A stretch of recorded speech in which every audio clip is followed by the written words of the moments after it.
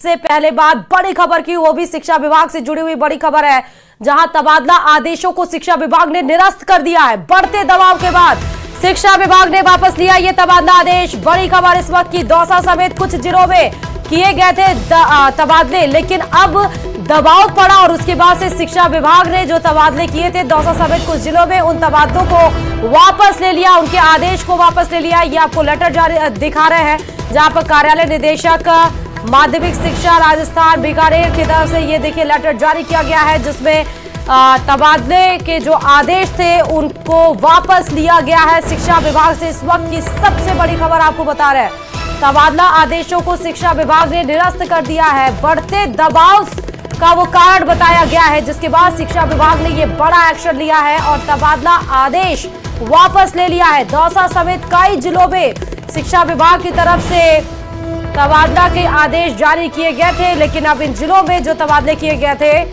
वो वापस लिए गए हैं।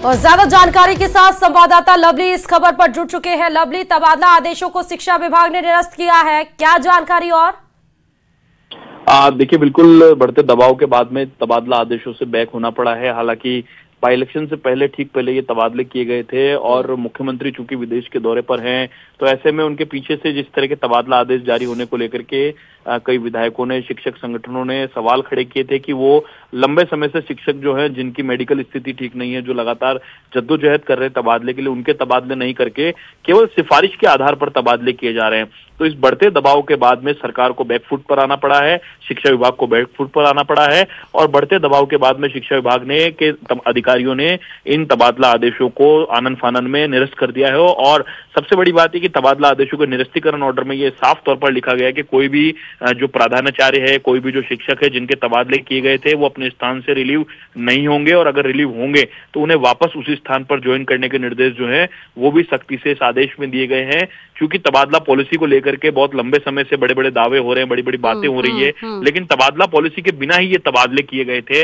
इनके पीछे क्या कुछ कारण था, क्या कोई राजनीतिक कारण थे या कोई और दबाव था, इन तमाम चीजें जांच का विषय। लेकिन राजस्थान के करीब करीब जो सब विधायक जो हैं वो लगातार सरकार से मांग कर रहे हैं कि तबादलों को लेकर के जो शिक्षा विभाग के जो तबादले वो उनके लिए सरदर्द बने हुए हैं, क्योंकि शिक्षकों के तबादलों को लेकर के लंबे समय से जद्दोजहद चल रही है। लेकिन अब एक आदेश से सभी आदेशों को निरस्त कर दिया गया है और जो तबादले किए गए थे उससे बैकफुट पर आना पड़ा है। यानी शिक्षा विभाग जो है वो लगातार बैकफुट ऑर्डर के नाम से जाना जाने वाला है और लगातार जो आदेश जारी किए जा रहे हैं उन आदेशों से पीछे हटना पड़ रहा है विभाग को, क्योंकि विभाग में जो आपसी सामंजस्य जिसे कहते हैं वो देखने को नहीं मिल रहा है, जिसके चलते विभाग के अधिकारियों को बैकफुट पर आना पड़ रहा है और इससे सरकार की किरकिरी सीधे तौर पर हो रही है।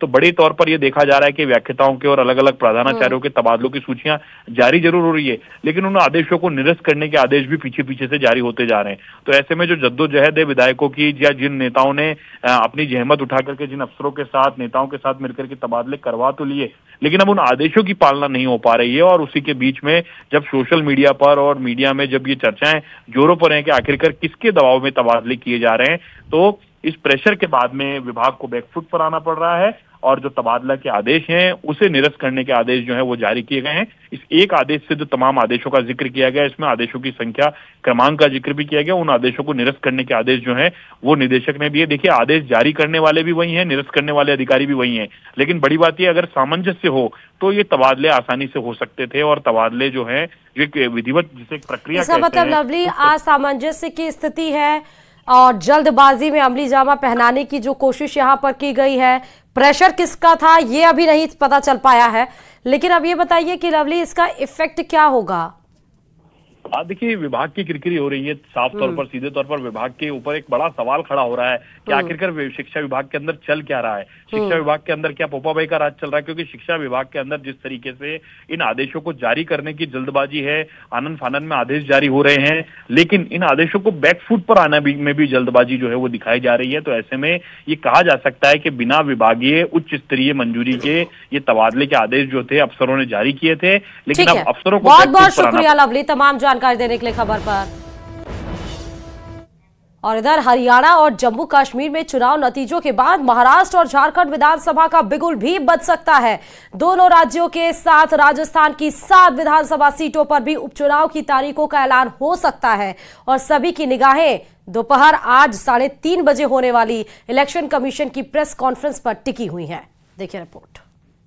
महाराष्ट्र और झारखंड के साथ राजस्थान में भी उपचुनाव को लेकर सियासी माहौल गरमाया हुआ है। राजस्थान की 7 विधानसभा सीटों पर उपचुनाव होने हैं। बीजेपी ने जहां सभी सीटों पर उम्मीदवारों के नाम लगभग फाइनल कर लिए हैं, वहीं कांग्रेस को जिताऊ उम्मीदवारों की तलाश है। लोकसभा चुनाव में इंडिया गठबंधन हिस्सा रही भारतीय आदिवासी पार्टी और राष्ट्रीय लोकतांत्रिक पार्टी ने अकेले उपचुनाव लड़ने का ऐलान किया, जबकि बहुजन समाज पार्टी भी चुनावी तार ठोकने की तैयारी में है। इन सीटों पर होना है उपचुनाव। राजस्थान की इन 7 सीटों पर उपचुनाव। देवली उनियारा विधानसभा सीट कांग्रेस विधायक हरीश मीणा के सांसद बनने से खाली हुई। दौसा विधानसभा सीट कांग्रेस विधायक मुरारी लाल मीणा के सांसद बनने से खाली हुई। झुंझुनू विधानसभा सीट कांग्रेस विधायक ब्रजेंद्र ओला के सांसद बनने से खाली हुई। 84 विधानसभा सीट बीएपी विधायक राजकुमार रोत के सांसद बनने से खाली हुई। खीमसर विधानसभा सीट आरएलपी विधायक हनुमान बेनीवाल के सांसद बनने से खाली हुई। सलूमपुर विधानसभा सीट बीजेपी विधायक अमृतलाल मीणा के निधन के बाद सीट खाली हुई। रामगढ़ विधानसभा सीट कांग्रेस विधायक जुबैर खान के निधन के बाद सीट खाली हुई। विधानसभा चुनाव में इन 7 सीटों में 4 सीटों पर कांग्रेस का कब्जा था, जबकि एक सीट बीजेपी, बीएपी और आरएलपी के पास थी। बीजेपी सांसद सीपी जोशी ने भजन लाल सरकार के नेतृत्व और सरकार में विकास कार्यों के दम पर जीत का दावा किया है। तो क्षेत्र की जनता भारतीय जनता पार्टी का कमल खिलाएगी, ऐसा मैं पूरा विश्वास जताता हूँ, क्योंकि पिछले बजट में माननीय मुख्यमंत्री जी के अगुवाई में जिस प्रकार से राजस्थान में विकास के नई आयाम स्थापित हुए हैं, नई नई योजना आई हैं, चाहे गरीब हो, चाहे किसान हो, युवा हो, महिला हो, हर सेक्टर में बड़ी संख्या में काम हुआ है। तो मैं सोचता हूँ निश्चित रूप से उस क्षेत्र में भाजपा का कमल खिलेगा। हरियाणा विधानसभा चुनाव के नतीजों के बाद बीजेपी पूरे उत्साह में है और सभी सीटों पर जीत का दावा कर रही है। वहीं कांग्रेस के लिए एक तरफ अपनी 4 सीटों को बचाने के साथ सभी सीटों पर जीत हासिल करने का दबाव है। अब देखना ये होगा कि चुनाव आयोग की प्रेस कॉन्फ्रेंस के बाद उपचुनाव के लिए कब तक की तारीखें तय की जाती हैं। Bureau report, news 18 Rajasthan. और सड़क दुर्घटना से जुड़ी इस वक्त की जयपुर से बड़ी खबर आपको बताते चले कि राजधानी में 4 मजदूरों की सड़क हादसे में मौत हो गई है। एक्सप्रेस हाईवे पर तेज रफ्तार ट्रक ने 4 मजदूरों को कुचल दिया। 14 नंबर पुलिया के पास होटल हर्ष के सामने ये भीषण सड़क हादसा हुआ है। दुर्घटना थाना पश्चिम पुलिस ने ट्रक चालक को पकड़ लिया। राहगीरों की सूचना पर पुलिस ने ट्रक को भी जब्त किया है, तो ट्रक चालक को भी गिरफ्तार किया गया। तेज रफ्तार किस तरह से 4 मजदूरों की जान ले ली, ये बड़ी खबर आपको दिखा रहे हैं। एक्सप्रेस पर ये घटना घटी है। 14 नंबर पुलिया के पास ये सड़क हादसा हुआ, जहां तेज रफ्तार ट्रक ने 4 मजदूरों को रौंद दिया और ऑन द स्पॉट उनकी मौत हो गई। हालांकि राहगीरों की सूचना पर पुलिस पहुंची है और ट्रक को जब्त कर लिया है। ट्रक चालक को भी पकड़ लिया है। दुर्घटना थाना पश्चिम पुलिस की तरफ से ट्रक चालक गिरफ्तार हो गया है। बड़ी खबर, 4 मजदूरों की सड़क हादसे में मौत, और ये बड़ी खबर जयपुर से है।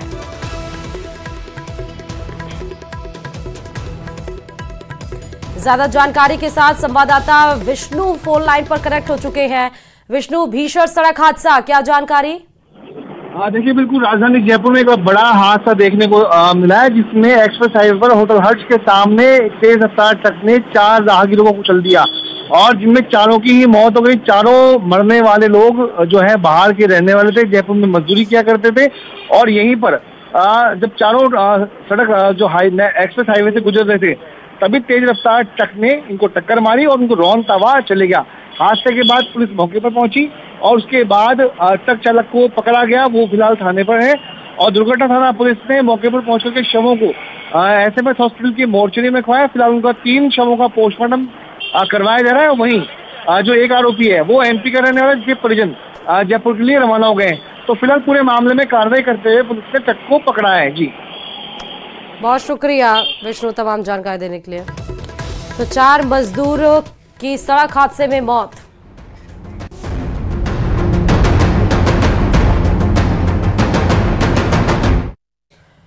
और क्या बाबा सिद्दीकी हत्याकांड में लॉरेंस कनेक्शन है? तो जी, बाबा सिद्दीकी हत्याकांड में नया पर्दाफाश भी हुआ है। सूत्रों के मुताबिक ये खबर आई कि प्रवीण लोनकर और शुभम लोनकर दोनों भाई इस वारदात में शामिल हैं। सोशल मीडिया से किए गए पोस्ट की जानकारी फेसबुक और इंस्टाग्राम से मांगी गई है। शुभम और प्रवीण लोनकर दोनों वारदात को अंजाम देने के लिए मदद कर रहे थे। शुभम और प्रवीण कोऑर्डिनेशन, फाइनेंस और लॉजिस्टिक यानी कि हथियार को लेकर मदद कर रहे थे। शुभम 1 महीने से फरार है। आरोपियों के पास से 4 फोन रिकवर किए गए हैं। अभी तक 3 गिरफ्तार किए जा चुके हैं। 3 आरोपी शुभम लोनकर, जिशान अख्तर, शिव कुमार फरार है। आरोपियों ने पुलिस को बताया कि प्रवीण और शुभम की सॉफ्टवेयर को लेकर आए थे।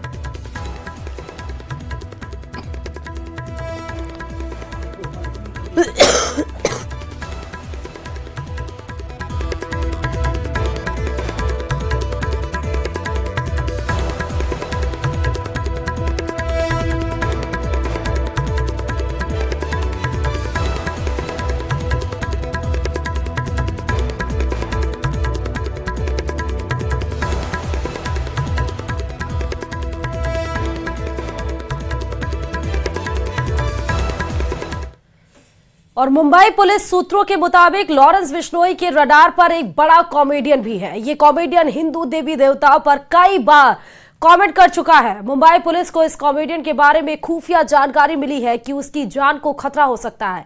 ये बड़ा कॉमेडियन कौन है और जिस पर हिंदू देवी देवताओं पर कमेंट करने का आरोप है, देखिए इस रिपोर्ट में। कोई आम आदमी नहीं थे बाबा सिद्दीकी। वाई कैटेगरी की सुरक्षा में चलते थे। बॉलीवुड में उनके रसूख का डंका बजता था। कई सेलिब्रिटीज से उनके करीबी संबंध थे। कहा जाता है कि सलमान खान, शाहरुख खान भी उनकी बात नहीं टालते थे। महाराष्ट्र की पॉलिटिक्स में कद्दावर नेता थे बाबा सिद्दीकी, जो पिछले साल ही कांग्रेस छोड़कर सत्ताधारी एनसीपी में शामिल हुए थे। मुंबई में कई बरस के बाद किसी राजनेता की हत्या की गई, वो भी धमकी देने के 15 दिन बाद। शायद उसी धमकी के बाद मुंबई पुलिस ने बाबा सिद्दीकी की सुरक्षा बढ़ाकर वाई कैटेगरी की सुरक्षा दे दी थी। लेकिन हत्यारों ने उस बेहद फुल प्रूफ सुरक्षा घेरे को भी तोड़कर बाबा सिद्दीकी की हत्या कर दी। इस मामले में पुलिस ने अब तक 6 लोगों को आरोपी बनाया है। पुलिस ने 3 हमलावरों को गिरफ्तार किया है। गुरनैल बलजीत सिंह और धर्मराज राजेश कश्यप को पुलिस ने मौके से ही गिरफ्तार कर लिया, जबकि प्रवीण लोणकर को पुणे से गिरफ्तार किया गया। प्रवीण लोणकर ने ही लॉरेंस बिश्नोई नाम से बाबा सिद्दीकी की हत्या की जिम्मेदारी लेने वाली पोस्ट सोशल मीडिया पर डाली थी। वहीं आरोपी धर्मराज कश्यप के बारे में पता चला कि वो 2 महीने से मुंबई के कुर्ला इलाके में किराए का मकान लेकर रह रहा था। यही था धर्मपाल का वो ठिकाना जहां वो पिछले 2 महीने से रहते हुए बाबा सिद्दीकी की हत्या की साजिश रच रहा था। हालांकि पुलिस अभी भी बाबा सिद्दीकी हत्याकांड के 3 आरोपियों को तलाश रही है। शिव कुमार गौतम उर्फ शिवा, मोहम्मद जसीन अख्तर और शिबू लोणकर। बताया जा रहा है कि इन सभी 6 आरोपियों को शिव कुमार गौतम लीड कर रहा था। गिरोह के बाकी 5 शूटर शिवा की बात सिर झुकाकर मान रहे थे। माना जा रहा है कि सिर्फ शिवा को ही पता है कि उसे बाबा सिद्दीकी की सुपारी किसने दी। इसीलिए पुलिस हर हाल में शिवा को पकड़ना चाहती है। शिवा न सिर्फ सभी शूटरों को लीड कर रहा था, बल्कि बाबा सिद्दीकी पर गोली चलाने का आरोप भी उसी पर लगा। गुरनैल और धर्मराज को बाबा सिद्दीकी पर गोली चलानी थी, लेकिन बाबा सिद्दीकी के आसपास लोगों की भीड़ और पुलिस सिक्योरिटी देखकर शिव कुमार ने फौरन अपना प्लान बदल दिया। उसने खुद गोली चलाने का फैसला किया। अगर उसका निशाना चूक जाता तो प्लान बी के तहत धर्मराज और गुरनैल बाबा सिद्दीकी पर ताबड़तोड़ गोलियां चलाते। शिव कुमार ने बाबा सिद्दीकी पर 6 गोलियां चलाई, जिसमें 2 गोली बाबा सिद्दीकी को लगी। इसके बाद शिव कुमार बाबा सिद्दीकी की सुरक्षा में तैनात पुलिस वालों पर मिर्च पाउडर फेंककर भाग निकला। उसके पीछे धर्मराज और गुरनैल भी अपने हाथों में पिस्टल लेकर भागने लगे। शिव कुमार भीड़ में छिप गया, लेकिन गुरनैल और धर्मराज पकड़े गए। पुलिस को धर्मराज और गुरनैल के पास से पिस्टल भी बरामद हुई है। जांच में पता चला कि तीनों शूटरों ने अपने पास मिर्च पाउडर रखा था। इधर यूपी के बहराइच के रहने वाले आरोपी धर्मराज कश्यप और शिवा गौतम के 3 दोस्त अनुराग कश्यप, आकाश श्रीवास्तव और ओम त्रिपाठी पुलिस की रडार पर हैं, क्योंकि शूटरों के इन तीनों दोस्तों के बैंक खातों में 1 हफ्ते पहले ही 50-50 हजार रुपए कहीं से जमा किए गए हैं। उन तीनों से पुलिस पूछताछ कर रही है। बाबा सिद्दीकी हत्याकांड में फरार चल रहे तीनों आरोपियों की तलाश में कई राज्यों में पुलिस की 25 टीमें दबिश दे रही हैं।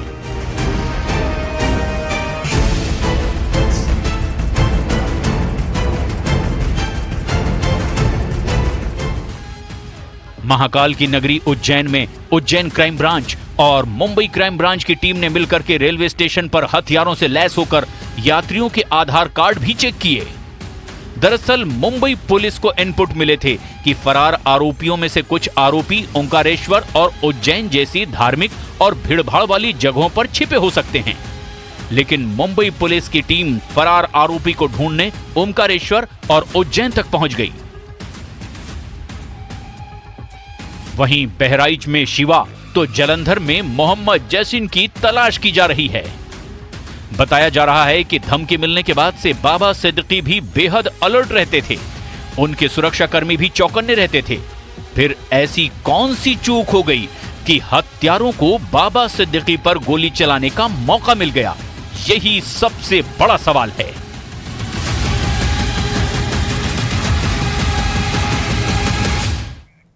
और अब बात जयपुर से बड़ी खबर की, जहां पर शिक्षा विभाग के तबादले निरस्त होने के पीछे की कहानी दरअसल आपको बताते चले। मंत्री डॉक्टर किरोड़ी मीणा ने दौसा जिले के तबादलों को लेकर आपत्ति जताई है। डॉक्टर किरोड़ी मीणा के आपत्ति पत्र के बाद सभी तबादले निरस्त हुए हैं। विभाग ने दौसा जिले के करीब 40 प्रधानाचार्यों के तबादले किए थे, लेकिन डॉक्टर किरोड़ी की आपत्ति के बाद से ये तबादले निरस्त हुए। थोड़ी देर पहले ही न्यूज 18 राजस्थान ने आपको ये खबर दिखाई थी कि शिक्षा विभाग की तरफ से एक बड़ा फैसला किया गया। जो भी दौसा समेत कई जिले थे जहां पर तबादले किए थे, उन ऑर्डर्स को वापस ले लिया गया, आदेशों को वापस ले लिया गया। रीजन, जो कारण बताया गया था, वो बताया गया था दबाव है। और ये अब समझ में आ रहा है कि जब तबादले किए गए थे 40 प्रधानाचार्यों के, तो उस समय डॉक्टर किरोड़ी लाल मीणा को इस बात से आपत्ति थी और उन्होंने आपत्ति जताई थी, जिसके बाद से तबादले निरस्त किए गए हैं। लवली एक बार फिर से हमारे साथ इस खबर पर कनेक्ट है। लवली, अब तो कारण भी पता चल गया, डॉक्टर किरोड़ी लाल मीणा। देखिए, बिल्कुल डॉक्टर किरोड़ी मीणा का लगता है दौसा और दौसा की उपचुनाव में बड़ी भूमिका रहने वाली है डॉक्टर किरोड़ी मीणा की। तो ऐसे में दौसा के जो ये ऑर्डर थे, इसे निरस्त करने का आदेश जो है, देखिए कितने फुर्ती के साथ में काम हुआ है। 10 बज कुछ मिनटों पर ये आदेश जारी होते हैं। उसके कुछ मिनट देर बाद ही डॉक्टर किरोड़ी मीणा का एक पत्र पहुंचता है विभाग के पास में, मंत्री के पास में, और मंत्री इस पर अर्जेंट जो है वो टिप्पणी करते हुए विभाग को भेज देते हैं। और लंच से पहले आप देखिए 1:30 बजे के आसपास ये आदेश जो है वो जारी करके और तबादले के तमाम आदेश जो दौसा जिले से संबंधित थे उन्हें निरस्त कर दिया गया। यानी आप समझ सकते हैं कि आपसी सामंजस्य की कमी इस सरकार के अंदर नजर आ रही है, शिक्षा विभाग के अंदर नजर आ रही है। शिक्षा विभाग के अधिकारियों ने जहमत तक नहीं उठाई कि जो शिक्षा मंत्री हैं उनसे इन तबादलों का अनुमोदन कराया जाए, उनसे इस फाइल पर अप्रूवल ली जाए, उनसे बात की जाए। लेकिन उससे पहले ही आदेश जो है वो जारी कर दिए गए, जिसको लेकर के डॉक्टर किरोड़ी मीणा और ने शिक्षा मंत्री को पत्र लिखा और उनके पत्र के आधार पर जो है वो इन तमाम तबादलों को जो है वो तुरंत प्रभाव से निरस्त जो है वो कर दिया गया। हालांकि कुछ एक आदेश और भी अलग अलग जिलों के जारी किए गए, लेकिन दौसा जिले के जो तबादले हैं, स्पेसिफिक दौसा जिले के तबादलों को लेकर के डॉक्टर किरोड़ी मीणा ने पत्र लिखा था। और दौसा सीट पर बाई इलेक्शन होना है। दौसा की सीट जो है वो किरोड़ी मीणा के लिए नाक का सवाल भी है, क्योंकि बीते समय में उन्हें जो जिम्मेदारी दी गई थी पश्चिमी राजस्थान की, वहां पर बुरी तरीके से भारतीय जनता पार्टी की हार हुई थी और अब दौसा उनके लिए बड़ा चुनौती भरा होगा। तो ऐसे में दौसा को लेकर के जो है सरकार है वो सक्रिय है और दौसा के अंदर डॉक्टर किरोड़ी मीणा के इस चिट्ठी के बाद में तमाम तबादला आदेशों को निरस्त कर दिया गया, जिसके बाद में सोशल मीडिया प्लेटफॉर्म पर अलग अलग जगहों पर शिक्षकों के ग्रुप में इस बात की चर्चा है कि जो तबादले हुए थे क्या वो वैध थे या अवैध थे, इस बारे में कोई जानकारी अभी तक सामने नहीं आई है। लेकिन विभाग के अधिकारियों को बैकफुट पर आना पड़ा है, जिससे विभाग की सीधे तौर पर किरकिरी हो रही है। और सरकार जो ये कह रही है, सरकार जो तबादला पॉलिसी को लेकर के बार बार वादा कर रही थी, उस बीच में इस तरह के तबादला आदेश जारी होने को लेकर के अब जो है सस्पेंस जो था कि आखिरकार किसकी वजह से ये तबादले निरस्त हुए हैं। तो डॉक्टर किरोड़ी मीणा की यह पत्र जो है वो सोशल मीडिया पर अब वायरल हो रहा है, जिसके माध्यम से जानकारी मिल पाई है कि डॉक्टर किरोड़ी मीणा के इस पत्र के बाद ही जो तबादला आदेश जारी किए गए थे उन्हें निरस्त करने के आदेश जो है वो शिक्षा विभाग ने जारी कर दिए हैं। और शिक्षा विभाग के आदेश जारी होने के बाद अब जो बाकी के तबादला आदेश हैं उन पर भी अब ब्रीफिंग जो है वो ली जा रही है। और राजस्थान के अनेक जिलों के विधायकों से भी बातचीत हो रही है, उनसे उनकी तरफ से भी ये मैसेज आ रहा है कि सरकार उन्हें विधायकों को टाल रही है तबादलों के लिए, लेकिन कुछ एक जिलों में तबादले कर रही है। तो ऐसे में एक बड़ा सवाल खड़ा हो रहा है कि आखिरकार तबादलों को लेकर के क्या कोई पॉलिसी है, नहीं है, या फिर तबादलों पर बैन है या नहीं है। कई तरह के सवाल इसमें उठ रहे हैं, क्योंकि अभी तक ये कहा जा रहा था कि फिलहाल तबादलों पर बैन है, बैन हटेगा जब तबादले किए जाएंगे। लेकिन बैन हटाने को लेकर के सामान्य प्रशासन विभाग का कोई आदेश फिलहाल जारी नहीं हुआ है। और उसी बीच में गवर्नमेंट ऑर्डर, जियो ऑर्डर जारी करके ये तबादले जो है, हालांकि विभाग के पास अपनी शक्तियां हैं, विभाग अपनी शक्तियों का प्रयोग कर सकता है। लवली, आपने बिल्कुल सही कहा था कि कहीं ना कहीं ऐसा ना हो कि राजनीति से प्रेरित और राजनीति में जीत हारी मैटर करती है दौसा में, इसीलिए इतना बड़ा स्टैंड लिया गया। बहुत शुक्रिया आपका तमाम जानकारी देने के लिए। और जयपुर में मुस्लिम राष्ट्रीय मंच के कार्यक्रम हुब्बल वतन मिलन ईमान का आयोजन किया जा रहा है। आरएसएस के इंद्रेश कुमार कार्यक्रम के मुख्य वक्ता है। कार्यक्रम में वक्फ एक्ट अमेंडमेंट समेत कई मुद्दों पर बात हो रही है। इंद्रेश कुमार ने कहा कि सत्ता पक्ष को पता है कि आप उनको वोट नहीं दे रहे हैं, चुनाव आए और गए, उसके बाद भी सत्ता आपका विकास चाहती है। ऐसे में वक्फ एक्ट में अमेंडमेंट को समाज को समझना चाहिए।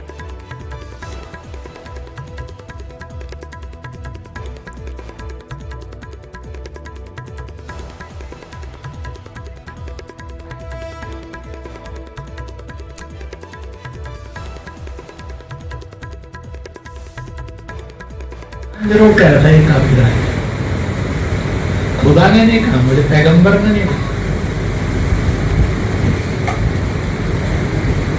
अगर खुदा के सुनो के वहां खड़े हुए शैतान के सुनो।